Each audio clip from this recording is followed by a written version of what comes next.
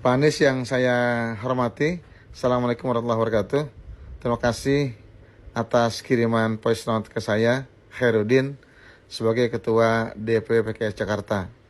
Dan berikut saya kirim voice note ke Pak Anies yang saya hormati, sebagai tanggapan pesan suara yang Pak Anies kirim ke saya. Tapi entah bagaimana, malah sudah tersebar kemana-mana. Sebagiannya malah dengan berbagai bumbu tidak sedap, yang tidak sesuai dengan apa yang Pak Anies harapkan dalam voice note tersebut, yaitu tidak munculnya saling berbantahan di publik, karena Pak Anies menegaskan dalam voice note itu bahwa Pak Anies tetap memposisikan PKS sebagai teman dalam perjuangan, dan karenanya Pak Anies menghormati apapun keputusan partai. Karena Pak Anies tentu masih ingat bahwa demi mencalonkan Pak Anies sebagai calon gubernur dalam Pilgub di Jakarta tahun 2017, PKS rela berkorban dengan menarik pencalonan kader utamanya, yaitu Pak Mardhani Alisera. Bahkan ketika Pak Sandiaga Uno mundur dari Wagub DKI Jakarta untuk menjadi cawapres dan menyatakan bahwa wakil gubernur Jakarta menjadi jatah PKS, dan ketika PKS tidak juga mendapatkan haknya itu, PKS tetap menjadi kawan Pak Anies hingga selesai husnul khotimah sebagai gubernur Jakarta. Dan bahkan mengusung sebagai calon presiden dalam Pilpres 2024 bersama Nasdem dan PKB. Maka sebagai teman, izinkan saya mengklarifikasi apa yang Pak Anies sampaikan pada pesan suara kemarin. Soal pemberian tenggat waktu 40 hari hingga tanggal 4 Agustus, para jubir mengambil kesimpulan dari fakta bahwa menurut Presiden PKS sudah sejak 20 Juni 2024 sudah menyampaikan secara langsung ke Pak Anies soal keputusan DPTP PKS yang mencalonkan Pak Anies sebagai calon gubernur dengan calon wakil gubernurnya dari kader PKS, yaitu Bapak Muhammad Soebul Iman, PhD, dan mengingatkan bahwa PKS tidak bisa mengusung sendiri dan meminta Pak Anies juga untuk memastikan Nasdem dan atau PKB untuk ikut mengusung pasangan ini. Dan secara terbuka keputusan ini diumumkan oleh Presiden PKS pada tanggal 25 Juni 2024. Dan untuk kedua peristiwa ini, Pak Anies menyambut positif dengan menjawab langsung ke Presiden PKS maupun via rekaman dari Spanyol yang diunggah di medsos. Dari situ kami menyimpulkan bahwa Pak Anies sudah menerima keputusan DPTP mencagupkan Pak Anies dengan Pak Soebul Iman sebagai cawagupnya. Maka ketika akhir Juli Presiden PKS didampingi PIC-nya menyampaikan keputusan PKS langsung ke Pak Anies soal tenggat waktu 4 Agustus, tentu bukan soal persetujuan Pak Anies terhadap Pak Soebul Iman sebagai cawagub untuk Pak Anies, melainkan keberhasilan Pak Anies untuk mendapatkan kepastian tambahan dukungan dari partai lain seperti Nasdem dan atau PKB, agar Pak Anies dan Pak Soebul Iman dapat didaftarkan sebagai calon gubernur dan wakil gubernur Jakarta.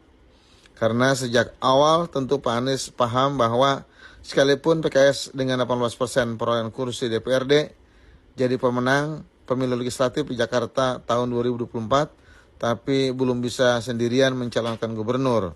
Tidak seperti saat PKS menang pileg di Jakarta tahun 2004 yang lalu.